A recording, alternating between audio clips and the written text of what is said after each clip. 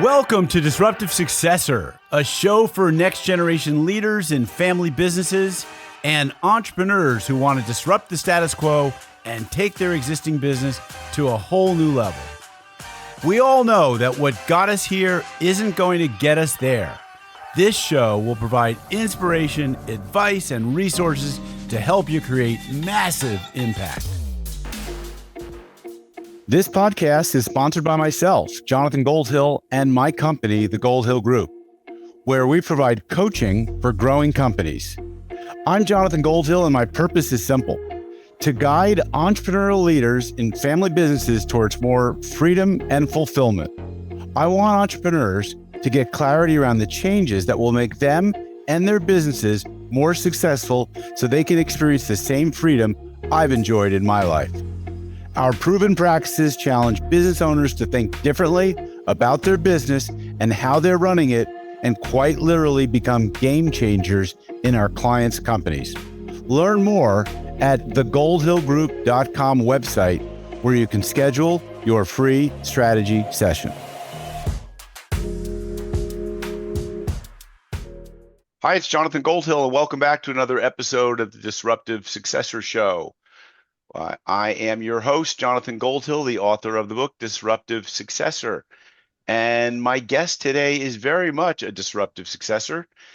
He is Fletcher Wimbush, the CEO of 3 trailblazing firms in the talent acquisition space. He took over his father's business after his father passed away suddenly 11 years ago. Fletcher has spent the past decade revolutionizing the hiring process that his father started and created. His innovative assessments and hiring systems drive business results by enabling leaders to consistently execute repeatable hiring processes that result in high-performing team players. Since taking over the family business, he has grown the business 18-fold. And one of his greatest sources of pride is that he gets to share his father's legacy and ideas with the world every day, which allows Fletcher to be close with him even after his premature departure. Fletcher, I want to welcome you to the show. And I want to just say that hiring and people is the most important subjects and topics of small and medium-sized businesses. Of every client that I've worked with, and I'm sure that every client you work with, this is the holy grail of being a great business owner. So that's what I think. Right. And I thought that for a long time, since I was 16. My dad was a coach, consultant, probably a lot like you, and a big piece of that was, getting the right people on the bus for him. Right. And, what we call talented team players. And, that's really starts with just, people who are good natured and have a good attitude and show up and are reliable, but, are also very talented at some of the things that they're tasked with doing too. Right. Yeah. And, it's not easy. This is probably the biggest complaint that I hear from small business owners. Either I can't find anyone good out there, or I can't find anyone who can do what I can do if I'm going to give up something. I work with a lot of contractors, so Yeah. maybe it's doing the estimates or it's project management. I mean, they have trouble letting go of that. And the ones that are successful scale, the ones that Yeah. are able to let go. And it's probably because they have put in great hiring processes. Yep. So yeah. That's Well, what it comes down to. yeah, let's start with how you came to take over the family business. Like, were you involved at all? Like you said, 16, you thought Yeah. about, were you doing summers with your dad? What was he up to? What was, what was he doing with the business when, and then what was your background Yeah. when you landed in the business? Well, I think probably like many successors, so I'm the son of entrepreneurs, Mhm, right? mhm. And it's kind of, a messy story like many of us have with our families. Like my parents divorced when I was 7, and um, my dad is like an extreme introvert, high C in the DISC scale, conscientious, very, very intellectual individual, very serious from my perspective, right? Growing up with him. A great dad. I mean, but he's quiet, reserved, but and he liked to talk shop, right? Like, Sure. and a personal development buff, right? Um, Very philosophical and religious, and a lot of those kind of concepts of that's the kind of conversation we would have. Or I remember distinctly being a little kid, the other thing he would like teach me the times tables and my grammar, like in the car when we were driving around. And so like that was just the nature of our, like, a big part of our relationship, right? And Yeah. you know in fact, I was like the first person to take him to a baseball game. So I took him to do the fun stuff, and he talked to me about like That's serious things. that's not the way it's supposed to be, Fletcher. He's supposed to Yeah, take you to the fun stuff too. yeah, yeah, Okay. yeah. But So, no. But yeah. I love my father Yeah, tremendously, right? I'm sure. That's just who he was. I'm just trying to, but the funny thing is my mom, went on to, marry this other guy, and he was like the exact opposite. He was a guy's guy. He was a contractor who was in the crane business, Mm, when early in his career, and then you guys ever remember the ghost game at the arcades? They'd shoot those ghosts, the digital guns. But anyways, anybody that okay. old, and they successful. And then he ended up opening these delis in front of Home Depots. Mm, So anybody from NorCal might remember them. SoCal people, we did it for a minute, and but he was a fun guy. He was like my football. He ended up being my football coach, and he was the fun dad, right? so, yeah, the serious But dad and the fun dad. yeah, but Okay. also an entrepreneur, right? Okay. Right. um, and a completely different opposite personality types, right? Sure. So, I mean, early on, I found myself in leadership roles, captain the football team. They elected me student body president. I just, I'd always found myself in some sort of kind of a leadership type of role. Probably due to my personality. I'm a high DI, if I'm thinking on the DISC scale there for those. And your stepfather was a Yeah, DI he's a also? DI, Yeah. maybe an I, maybe more of an I. Okay. He was the life of the party type. Like he was Yeah. always telling a fun joke and telling a story. But yeah, so that kind of was fun for me, and I had a fun guy in my life, I guess. Mm, Um, and so I got both those two influences very early on and throughout my life. I went on to graduate from college, and my fun dad, Mark, was like, oh, we got this contract to open up all these more delis in front of these Home Depots, and like, come work for me. And I was like, yeah, sure. So I pulled my best friend, and we went and worked for him. And he was the best boss in some ways, because he was just like, basically like, here's a blank check, like, go do this thing. And like, when you need help, like, call me. mm-hmm.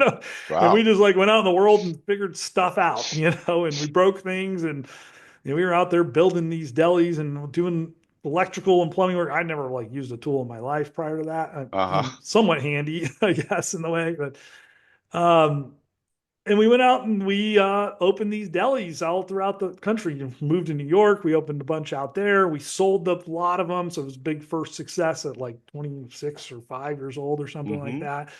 And he stayed back here in California. And, again, he's just like, here's a blank check. If you need something, call me, and we just handled it all.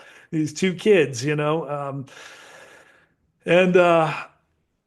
as that really started wrapping her up around, it was like '07, '08. We're in the, we had the first kind of downturn in the construction market and Yeah. everything, housing market. And Mm-hmm.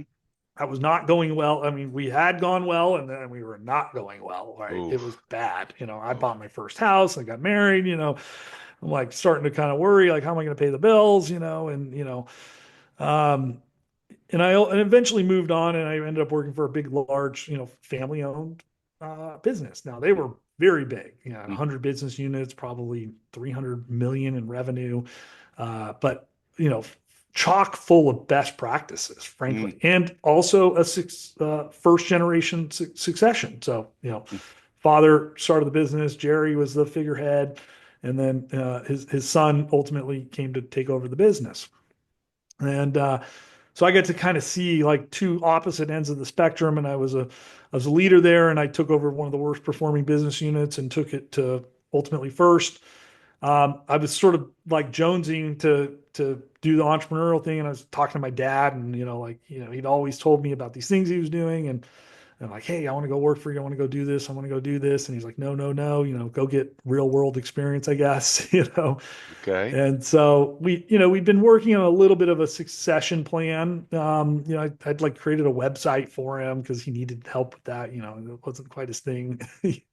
um, and we would do these coaching sessions every, once a week for an hour, and he'd give me a homework assignment, and I'd go learn about the assessments and the tools and the things. Again, that was our relationship. We'd have, we maybe Interesting. would talk about life for like 5 minutes and then work. Okay. Sounds like an interesting relationship, but very positive, very constructive. Yeah. So, I was knocking at his door for a long time, even prior to that. And he's just like, no, no, no. And he got a rare disease called Wegener's granulosis. If anybody has ever heard of it, but I haven't. yeah, no, it's, like 100,000 people a year get it or something like that. It's pretty, globally of 7 billion people. And there's like one cure, and it has like a 80% chance of success, which Hmm. is like, okay, we feel pretty good. And I mean, within 9 months, first it took them a long time to figure it out, and then they gave him the treatment, and we like, is it working? We're not really sure. And then like that was it.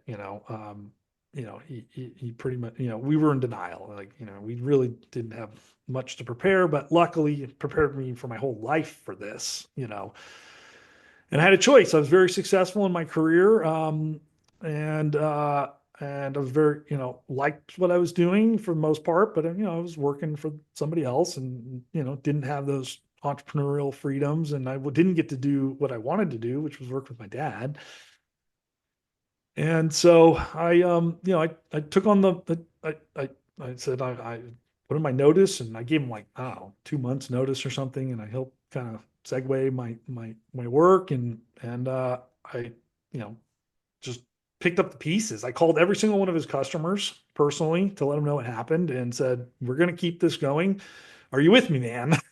you know, and I very quickly realized why he didn't want me in the business, because A, it wasn't making very much money. Like, Right. I could barely support myself. I took a huge pay cut. Mm, And it was, really, a lot of the systems were not well developed, right? mm. Old school, or just not, it was, a very basic business. And then off I went. I had to sink or swim at that point.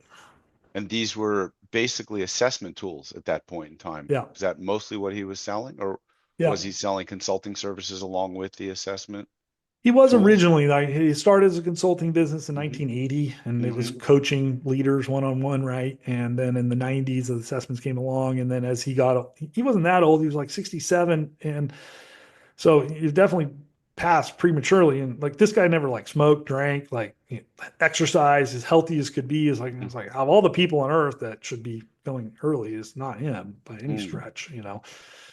But yeah, but he was kind of chilling. He had built these assessments. He was supporting a small group of clients, and they were really cool. And he had a couple of consulting clients left, but that was it. Yeah. So it was mostly an assessment business at that time. And Right.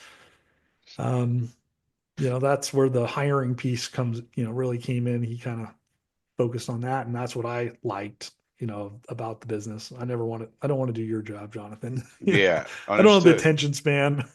So today, like, what was the business when you took it over? I'm looking at the Yeah. triangle in the back. Yeah. People who are listening to this won't be able to see your screen unless they Yeah. come on YouTube. Check us out on YouTube.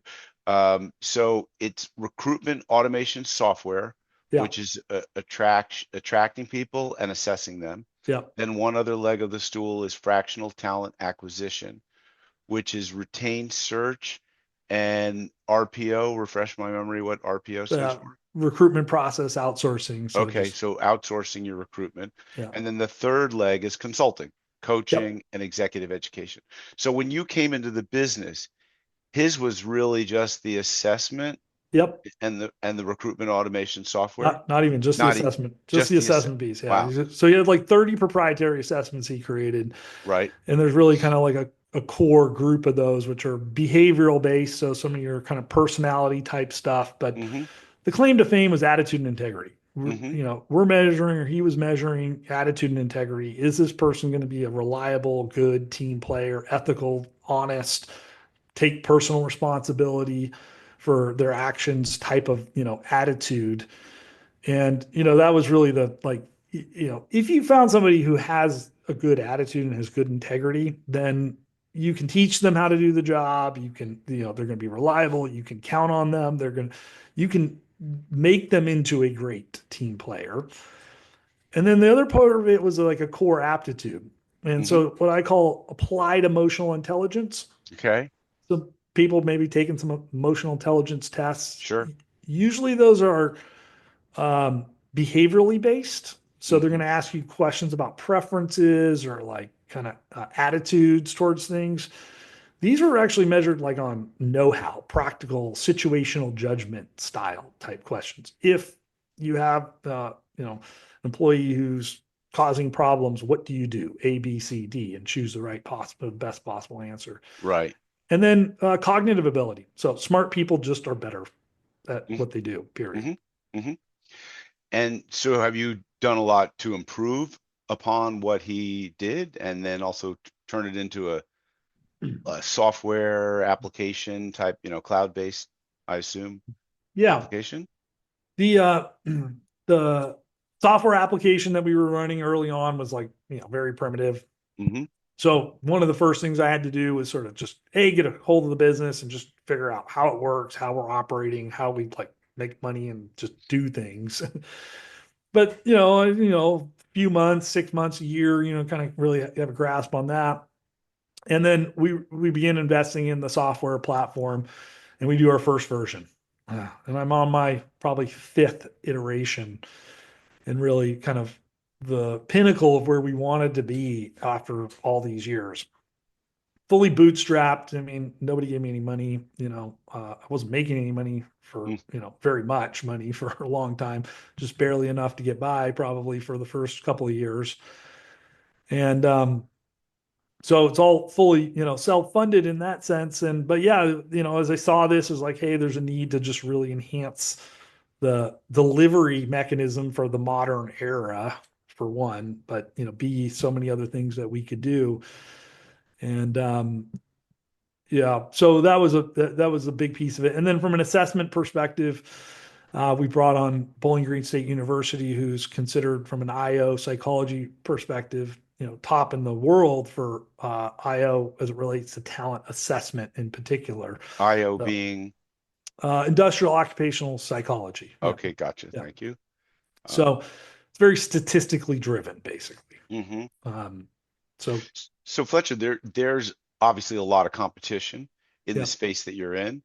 And I know I've, in my career as a coach, I've put myself through a battery of assessments.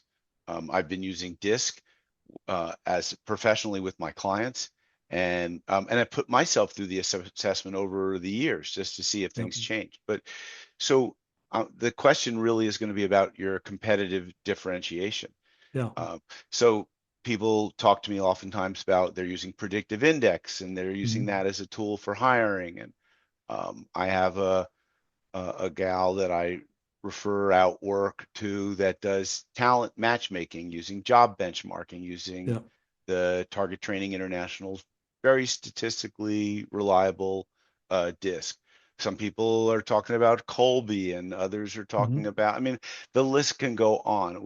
You probably could spend a half hour just telling me about all the different companies. Yeah. Yours really seems to focus on the job hiring, I assume, and job fit. Yeah.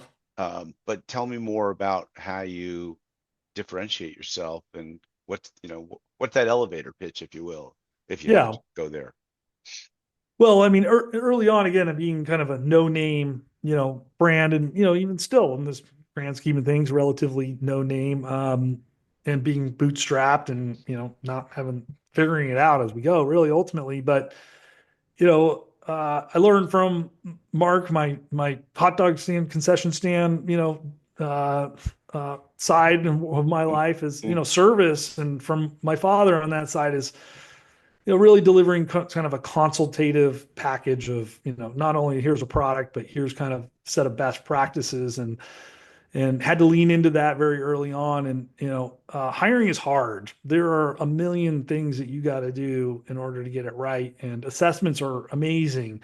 There is no single silver bullet. That's one of the things I learned. I mean, probably early in my life, I thought, oh, the assessments, that's all you need. That's the Right. best thing Right. ever, right? Exactly. Like you give them the assessment, they pass the assessment, they're going to be good. Like, Yeah. well, okay, No, not no. quite, but they do statistically move the needle by for sure.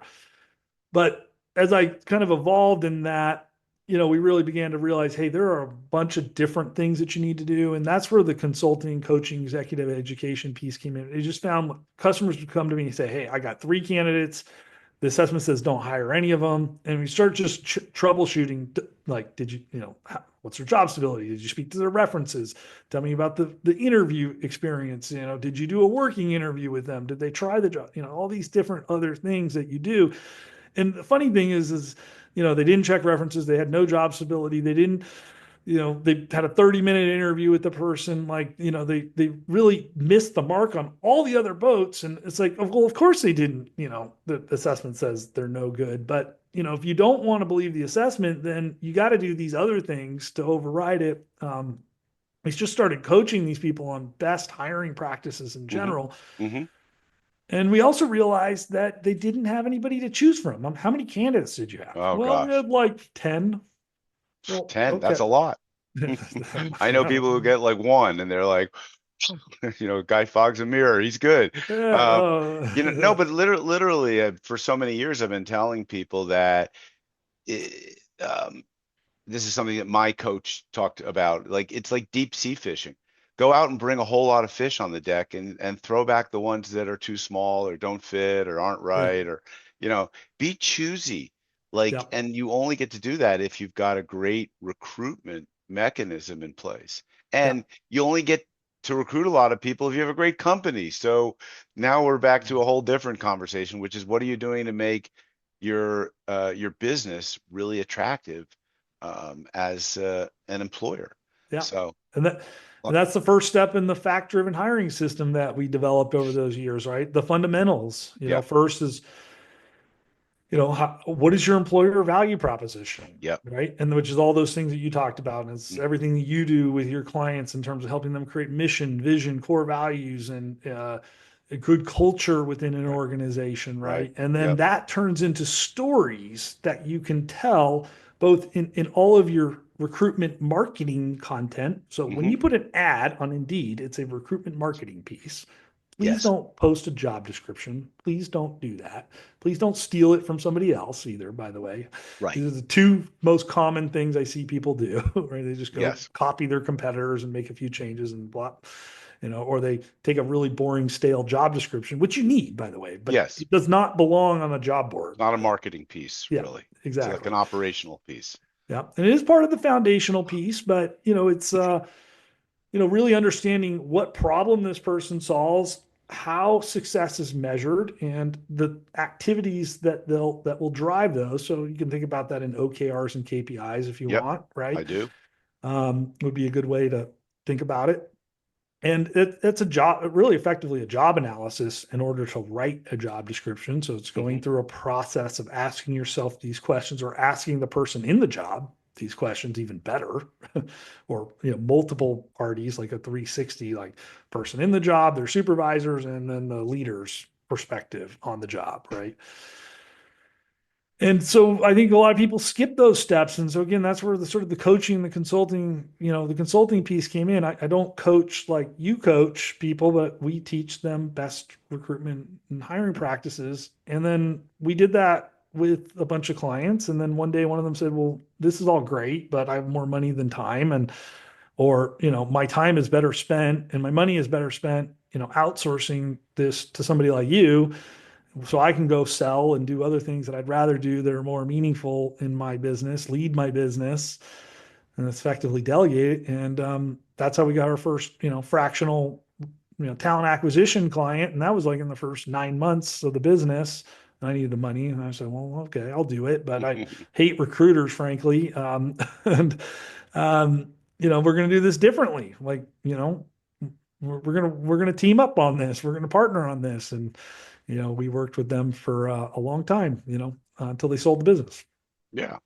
So, um, so some of the things that I've talked about, maybe on a couple of shows, you and I certainly talked about it in our pre-call, was things that resources that we really lean into. One is top grading, which came out of Yep. GE, and the son of the founder of top grading, which is the Who method. Yep. And these are books that you can find. You're a fan of Lou Adler, Yep. who also has some stuff. Um, and that's great if people, again, if they have the time and want to learn and do this stuff. But and to me, what is being taught there is, from a marketing perspective, language. It's top, middle, and bottom of the funnel activities, right? Yep. If you look at hiring as a marketing activity, and then you say, what are these systems? Where do they provide assistance? They're providing assistance, I think, from the top to the bottom. Where do you see assessments fitting? Are they a top of the funnel, a middle of the funnel, a bottom of the funnel? Are they all of the above? It's kind of an Well, odd question, perhaps, but well, yeah. I mean, our take on it's fact driven. So you got to have the fundamentals we talked a little bit about. Then you have to have the attraction, the marketing component hmm to that, and that's how you market. So once you've done the fundamentals, you've crafted your messaging and your employer value proposition, then you got to go out and actually use the tools like the job boards. Recruiters are hmm a marketing tool. right, Um, your employee referral programs, be your own headhunter, go out and network, yep. build a talent bench. So, I mean, like top grading talks a lot about building a talent bench. I don't know. I reread the book recently. I don't I'm know not how sure I'm much. familiar with that concept of building a talent bench, Yeah, but is that's, that people in the reserves that can step into other people's roles, uh, jobs? yeah, it could be internally. That'd be like, succession. Like, how Oh, are we building a bench of okay, people who are going to success? But I think it's more typically thought of as like, hey, there's a pool of really talented people that I'm nurturing, I'm building relationships with gotcha. that are experts at what they do. They're maybe not ready to make the move, or I'm not ready to bring them on yet because hmm I just don't have room for another estimator or hmm whatever role that I'm nurturing there. But then I'm building a relationship over a long period of time with, so that when that time is right for both of us, that there's an obvious fit. Like, they're just going to accept my offer, right? Kind of thing. I think that's great, because I think of that as something that only larger companies do to attract top talent, but small businesses need to do the same thing. They need to Yeah. nurture the relationships and know that sometimes it's a timing thing, and it Every might not be leader now. has to do that. So I don't Exactly. think in large businesses, and we worked with some relatively large businesses as much as we work with SMB, which is our primary clientele, but um, no recruiter or HR department is going to do that for you. Right. They don't. Those people don't have bandwidth or the wherewithal or they're not vested like the leader is vested. So Mm, whether you're the CEO or you're the department head or even a frontline manager for that matter, it's your job to go out and you own hiring. right. Right. But if you have a chief people officer in your company, that I would think that that is their job, is to nurture those relationships. To some Yes? degree, the Okay. really chief talent acquisition officer, Yeah. um, those recruiters that are in house, yeah, they should be, doing that really, really well. And in hyper growth companies like ChatGPT or Meta or hmm Google, those recruiters are doing that, For and sure. they're very high powered, and they're very sophisticated recruiters who are very entrenched in the culture and can communicate the value proposition at a really deep level. But again, I think most companies don't operate at those levels. So go to Walmart, their recruiters aren't Yeah. Yeah. building talent benches like that at that level. And so as you think of like family businesses and small businesses, what are you? thinking are the most common mistakes when hiring for leadership positions that these companies make, or some of the most common? Well, the most common is they forget the fundamentals. They don't do the groundwork. They don't take the time to understand the role, what Hmm. problem the person solves, the OKRs, the KPIs. Agreed. They definitely have failures in terms of how they market their jobs and attract people. But, those folks figure out to post on the job boards and, ask a few people and can, get some referrals, and which referrals by far the best thing you can do, the easiest thing you can do. uh, you know, just build a culture of referrals, period. Hmm. Like if there's like at least one thing that you take away from this is just change your mindset to like, we are going to build a culture of referrals, and that we want everybody to refer us people. But, they figure out how to market the job generally, some way, and they get candidates eventually in some manner. A lot of these leaders, generally do have a pretty good gut instinct, like, can smell a dud from, somebody who's probably got more going for them.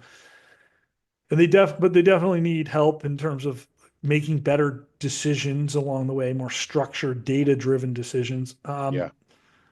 So So the can I training and onboarding piece, though, that's the yeah. last piece. Okay. I agree strongly. So I don't know if you have any data that's handy in terms of success of using pre-hire assessments. But Yeah. here's my sense, and I've seen some data. I don't know the source of it at all, and it's I'm going to loosely quote it, Yeah. which is that just basic hiring, people get the hiring right maybe 30 to 50% of the time. Yeah. So that's 4 out of 10. So they're at, let's say they're at 40% chance of it working out. Okay. Yep. Now, they do a reference check that adds like another 10 or 15%. So we're at 50, 55. They do uh, a job skills and matching. Now they're dropping down like another 20%. And so it goes to the point where if you do all these best practices, your hiring is going to get to about 85% of the time right, which means you're going to more than double your chance of success of hiring the right candidate. Yeah. And this is important also in the light of data that both Jeff and Bradford Smart presented on, what is the cost of a mishire? And we've seen data that's, everywhere from one times, a 1 year salary up to like 16 times their salaries. Yeah. So it's pretty significant to Yeah. get a mishire. It's huge. Have you seen any data sets that support the use of assessments and these other best practices? Yeah, it's funny you mentioned that because I said partner with Bowling Green, and I contemplated that quite a bit. And we run our own validity studies, and you get some depending on the situation, you get varying degrees of correlations between how somebody assesses and how somebody turns out. Now, as long as you're in the zone, you're moving the needle a little bit to a lot in some Mm-hmm. cases. But there's great meta-analysis from Paul Sackett here that was just done just a couple of years ago, where he looks at all of the best talent selection practices or assessment practices. These aren't all tests, but many of them are tests: assessment tests, personality tests, cognitive tests, integrity tests. And I can just read them off for you, and I can share this with you offline if you like too. Mm-hmm. Because structured interviews, which that would probably be in that vein of like, okay, you've done a strong like skills and uh, a strong job analysis, create a strong like performance-based job description. That would be like your, outcomes, OKRs, KPIs, really understanding the skills and abilities and attributes, that kind of that structured process you're talking about, Mm-hmm. and then asking structured interview questions that relate back to those things. And then job knowledge tests is number two. And there are correlations 0.51. So I don't know, you're probably talking about like a 50% improvement over your gut. So it's not Mm-hmm. a 50%, 50% will pass or fail, but 50% Right. improvement over doing nothing, Right. basically, or your Good. normal process. So I don't know, again, that gets you to 45%, for example, right? Mm-hmm. And then you add job knowledge tests. So that might be more applicable in some roles than others, right? I'm going to hire a CPA or a lawyer, like better know the stuff, right? Yep. Can hire a laborer, like, I don't know, it doesn't may not matter, right? And then what they call empirically keyed biodata, which is past performance, basically. Okay. Has this person proven to be good at something relatable to the job or the job itself, right? And that's kind of Lou Adler's things, performance-based hiring, right? Mm-hmm. And it's also talked about quite a bit in top grading. That's a 0.35. And then work sample tests, what I always call is like a working interview. So here's a project, or let's collaborate. If you're going to hire a leader, that might be creating a strategic plan for the sales department or the marketing department or whatever, right? And collaborating in that planning process to detail out how are we going to scale our sales or something, right? And then when you get to assessments, which are now number 5, 6, 7, 8, 9 on the list, 10 Mm-hmm. on the Yeah. list actually Right. make up the rest of the top, like say 10 most predictive things you can do in intelligence tests or general mental ability or cognitive ability tests. That's all pretty synonymous terms I'm just using there. Yep. Are also 0.51 as good as structured interviews, but they're also the most discriminatory. So you need to be careful with them from an adverse impact perspective. Meaning you can't use them as your sole source of making a Yeah. hiring decision. It has to be Decision. part of a more comprehensive process. Yeah. You, Yes. you want to be careful to disqualify somebody solely on Sure. those results. Right. Right. Yeah. Yeah. That So might it's be not a another one. top of the funnel type of thing. We're not going to use that to disqualify people. Yeah. It's from that question, it's more now middle towards bottom of the You'd funnel want to be careful doing that, or for make sure. sure that the test that you're using doesn't have adverse impact. So there are general mental ability tests that have within the threshold of acceptable. Everything here has adverse impact, by the way. So Right. there's nothing perfect. The threshold basically is 80-20 rule. Like, people that are non-white males, 20, as long as not more than 20% of them are disqualified for that one factor, right? Then you're technically okay, from a legal perspective, long-standing 1970s legal rulings, right? Mm-hmm. And then integrity test, my favorite, is a 0.41. So that is, and as the least adverse impact out of literally almost everything on this entire list. There's about 20 items on my list here. I won't read them all. Mm-hmm. So that's kind of makes me feel warm and fuzzy when I see that. Because I think that's just like from an assessment perspective, the most predictive thing you can do. You can use that early in the funnel. In fact, we have a couple different types of integrity tests, and one we just at point of application or right after the first phone screen. Like you don't use it any later in the process. You use it as early as possible. Um, and then you get into personality, emotional intelligence, and then you get into more situational judgment, and then conscientious people just tend to be better, to do better. And then matching some other personality and other emotional contextual interest based type assessments, and those probably really need to be tailored to the job. Like they're not catch all type of thing. So, and now there's no perfect answer to this, but that just gives you a sense, right? Like everything should be tailored to the job that you're hiring for ultimately, Yes. right? And so, yeah, you do. The answer to my question was yes, you do have some data here and it's pretty deep, but I don't know what an integrity test is. Tell me what that looks like. What are an example or the types of questions that they're looking for?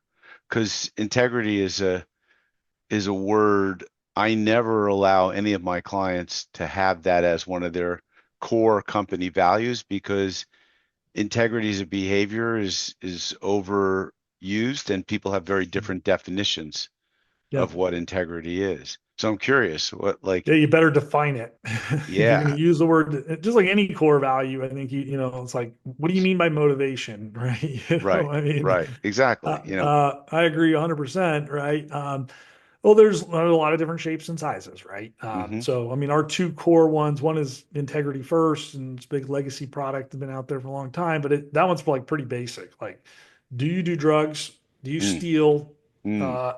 Are you a liar, and do you have hostile behavior? So that gets used in frontline blue collar working environments all the time. Has a tremendous scientific journal article published on it. Has huge results in reducing turnover and workers comp related issues, as well as just misbehavior type things. But Does anyone tell the truth on those? So, 23% of the people who take them fail. So really? yeah. But So I mean, is it like, I mean, if it just asks you, do you do drugs or have you yeah, used drug? Have you stolen? I mean, 6%, 5%, something like that, admit to those behaviors. Most people fail for lying. And mm, so, it's got a built-in lie detector, but they're ultimately liars. So like, Jonathan, have you told a white lie in the last 90 days? see, I would say no, but that's a lie right there, right? Yeah, you're probably not telling me the truth. Exactly. Jonathan, have you ever made a mistake that, at Yeah, work? sure. I'm Yeah. sure I have. Have you ever hurt somebody's feelings or done something wrong that, Definitely. like, um, so again, if you tell me no, no, no to those types of questions, I start to believe you're not a human. Mm. Or you're lying to me. One of the Right. two. And it's not that you tell me no to one of those things. Now, although I would question you if you told me you didn't do any of those things. Like if you told me, no, I've never told a white lie, or I haven't told one even like in the last 90 days, Yeah. then I can question you a Well, little bit on that. I'm gonna have to put some pressure on you, like right. say, like, you sure you haven't embellished something? Like, So this is actually an exam that's given live or is it done? online, yeah, It's an online yeah, exam. Okay. yeah, yeah. All right. So you said there was two integrity tests, right? There's Yeah. a second So one. yeah, there's That's our the other one. basic one. Our core one has a test that's very similar to that, the component to it, and then Mm-hmm. it covers blame. So that's like personal responsibility. Mm. You That's a were big late. one. Why were you late to work today, Jonathan? Like, Yeah, well, all right, there was traffic coming here. okay. Like Well, that you would, live in Southern California, right? right, don't you expect traffic? I Yeah. guess yeah, right. Well, but I was having trouble getting my dog to go outside after or come, Yeah. Yeah. finish the walk early I enough or something. always have trouble with my damn dog. Right? I should know better. I should build that into my morning routine, Right. right? No, this is good. I like this. These And are, yeah. yeah, so extreme ownership would be like there was they closed the freeway because the big rig went down, and I should show up to work, and yeah, maybe that's a really good excuse. Like they closed the freeway, the big rig thing, and I was like, I live in LA, and like I did my best. Right. But even then, like extreme ownership would just be like, I should have known better, I should have been better prepared, I should have been checking the traffic report, like Exactly. like I mean, that would be somebody who takes extreme ownership. Now, good high performer who actually runs into the closed freeway, like we probably forgive them, right? But Hmm. the people that have these excuses all the time, there's always something like Yes. it just never ends, right? With these, Hmm. we've all met these people. Like that's somebody who has a high degree of blame. They have a victim mentality in life. Things happen to them. They don't happen to the world. And we've all met these two different types of people, Hmm. and everybody's on different scales now. And again, we all actually have some blame in us too. Hmm. Like none of us are like perfect and saints and take extreme ownership all the time, right? But the people who have high levels of this, they're just problematic people to deal with, right? And they generally aren't very good performers. People who see the world as a half glass empty, Yeah. negative, Yeah. uh, Yeah. negativity, critical. They always find fault in something. They're difficult people to do. Now, leaders often have high critical behaviors, by the way. I'm sure they do. Yeah. So as long as, S- we can accept a little bit of that, but we should all reflect as leaders. Maybe we should try to tone it down a little bit, All right. So I know we could probably go for another hour because I this is very interesting. And we don't have that many more minutes left. So I want to Yeah. ask a few questions, which is Yeah. for listeners who want to improve their hiring process today, what are your three actionable steps they can take? And I'll give one. Okay. And it's the concept of using torque, which is Yep. the threat of reference check, Mhm. which Jeff Smart says, or Brad Smart says, it's like truth serum. It forces people to tell the truth. If I say, um, when I call your boss, Fletcher Wimbush, what's he going to say about you? You're going to tell me the truth. So what are Yeah. your three? Well, you stole one of them. So Okay, thank I you. mean, Cool. so I That's good. teach that to every person. I say, look, I'll give you some free piece of advice. Like it doesn't Yep. cost you anything to do this technique. I personally use that technique within the first 5 minutes of any interview Yep. with anybody in an interview. Cause right away, I'll get to the truth of the matter. They'll start hemming and hawing or start dodging and ducking that question. Mm-hmm. And immediately I already know I got a problem on my hands and I can just move on with my life. And, I might give them a few extra minutes to, Sure. make Sure. sure that, I'm on the right track, but they're usually gone pretty quick. So the What other one is else? build a culture of referrals. So Mm-hmm. just every day talk about it, make it a priority, reward the referral, not the outcome. It's Yeah. not about the outcome. It's about that, Jonathan, you were kind enough to think about me and send someone my way. Take that time to create a candidate scorecard, so based on a performance based job description. So really understand what problem they solve, You, those things. So yep. and then create a candidate scorecard and create structured interview, behavioral based interview questions to interject into your top grading career history interview. So as you interview those folks, um, so those would probably That's be like the easiest free things that you can do that all statistically move the needle, yeah. frankly, right? Huge, huge. Yep.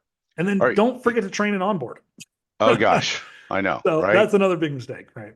Just they throw them right to the job without Yeah, really giving them a onboarding yeah, checklist. Here's what we're going to do day one, week one, week two, month one. yeah. All right, let's talk about the future of hiring. I presume you're innovating in this space and motivated to continue innovating in this space, and you're looking at trends and technologies that are shaping the Mhm. future of hiring and talent management. Yeah. Um, and like AI, chat GPT, automation, um, maybe some of these things are going to replace the human aspect or some human aspect of hiring. What, when you look into your crystal ball, what do you see? I'm going to make a bold statement. Hiring will be completely done by AI in the future. Mm, And I say 10 years. It can be done today, frankly. But I think the biggest thing that's stopping it right now is uh, humans' acceptance, right. willingness to turn it over. That's really one of the main things that's stopping AI from completely taking over most of the hiring process. And when I say all of it, it'll be in some roles, in theory, it'll be able to do all of it and literally give you a start date and do your onboarding package and train you and do the whole 9 yards. But and the reality is already today, AI can automate or help streamline the doing of almost everything we talked about today. So and it can even today can interview people and evaluate them, and it's going to get better and better at doing that very, very quickly. And so that's kind of where the big push is these days. For us, I mean, recruitment automation is a big part of what we've done over the years. But now, as we're able to interject AI, that whole agent effect, we're going to be able to make that a better experience for the candidate, because that's part of it too, by the way. Like AI can't take over hiring until you've satisfied the candidate experience as much as your need to evaluate them. And so it's going to continue to move in that direction because hiring can be systematic. You can then apply AI to every step of that and string those steps together with agent type behavior and make it feel very human and engaging and also predictive. I want to say that I think it's incredibly frightening and incredibly exciting at the same time. Yeah. Both. Uh, it's it's it's going to change your world. It's going to change my world. It's going to change every business owner's world Yeah. from that standpoint. All right. Um, what's a really great success story that you share with folks of a business that's transformed its performance through these types of effective hiring processes? Yeah. They're, you know, they've got an A team. or A plus team or whatever, however you describe it, because I'm sure that not everyone's a true believer in what we're talking about and says, "Oh, this is the answer." Yeah. Fletcher is going to solve my hiring problems. Yeah. And you have to share, like, this is a great success story of ours, and let me tell you Yeah. about it. So yeah. I mean, there's many and they vary all across the board, but one recent one, just, like, I don't know, a couple weeks ago, talking to a guy who runs steel erection company and, 200 employees, kind of that mid-size enough to be unwieldy. Mm-hmm.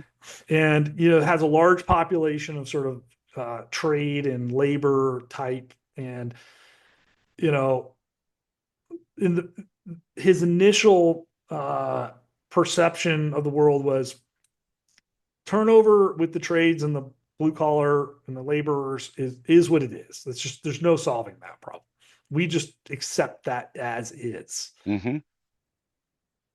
After, was not a short journey, frankly, but a journey of like, no, you can do it better. And by implementing, core values into the hiring process and doing these good fundamentals and having more systems and processes in the interview and selection assessments, integrity assessments, uh, all these things that we talked about, because they do take time to adopt, right? Like, you just got to get comfortable with these things, right? The guy has like sub 20% turnover. Wow. And he's like, he asked me like a few years ago, I've just been like, no, this is what it is. Like, you can't help me. Like, no, but yes, if you do it and you put in the work and you be intentional, and it's really not that hard. It does take time, but it's not hard necessarily. Um, you can. And you can then become the employer of choice. And it doesn't have to be as difficult as it was. You don't have to accept that level of like, they're just terrible and it is what it is anymore. Fletcher, this has been a great conversation.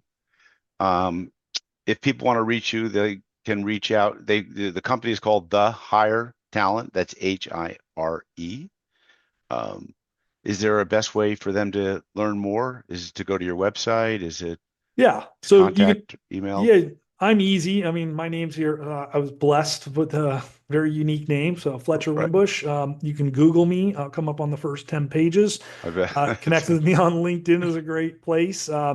Otherwise, I can give you all my names and phone numbers. You won't write them down anyways. So, No. Fletcher Wimbush, what a great yeah, name. yeah. So just put that in Google and you will find me. Find me on LinkedIn if you want to reach out to me directly. But you'll find a lot of our web properties. But discovered.ai is our latest product, recruitment automation software, and you can find that website pretty readily. And yeah, I'm always happy to have a chat with folks, and I'll send Jonathan some a cool AI tool that we built to walk you through all this stuff, and that's free. I mean, you pay the $20 to ChatGPT, but nothing to me. And you can play around with that. And Jonathan, I'll send you a link to our 8-hour e-learning course. So if you're a leader and you have other leaders in your organization and you want to have them learn a structured hiring process, like it's on the house for me, give you a coupon code for that, and you can pass that off to your other folks in your organization and enjoy taking the first step. Great. Fletcher, thanks for sharing those resources generously. And I look forward to also seeing the data analytics that we talked about. I think that's Yeah. would be really interesting. So, folks, hiring is just probably the most significant, most important thing. If it's not hiring, it's keeping the talent that you have, keeping them motivated, is making sure that you have the right people in the right seat, that they're doing the right things, and they're doing the right things right. These are all things that really matter in running a successful business. And I think what Fletcher Wimbush, the Hire Talent, is offering here today is something that I highly recommend you take advantage of, because you always can improve your hiring process. So thanks for listening, and give us a good rating on your podcast listening application of choice. I know I say that over and over again, but please support us, and stay tuned for future episodes of the Disruptive Successor Show. This podcast is sponsored by myself, Jonathan Goldhill, and my company, the Goldhill Group, where we provide coaching for growing companies. I'm Jonathan Goldhill, and my purpose is simple: to guide entrepreneurial leaders in family businesses towards more freedom and fulfillment. I want entrepreneurs to get clarity around the changes that will make them and their businesses more successful so they can experience the same freedom I've enjoyed in my life. Our proven practices challenge business owners to think differently about their business and how they're running it, and quite literally become game changers in our clients' companies. Learn more at thegoldhillgroup.com website, where you can schedule your free strategy session.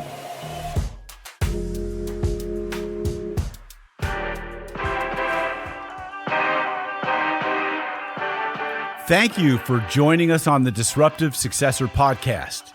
If you enjoyed today's episode, please subscribe, review, and share with a friend who would benefit from the message. If you're interested in picking up a copy of my book, Disruptive Successor, go to disruptivesuccessor.com.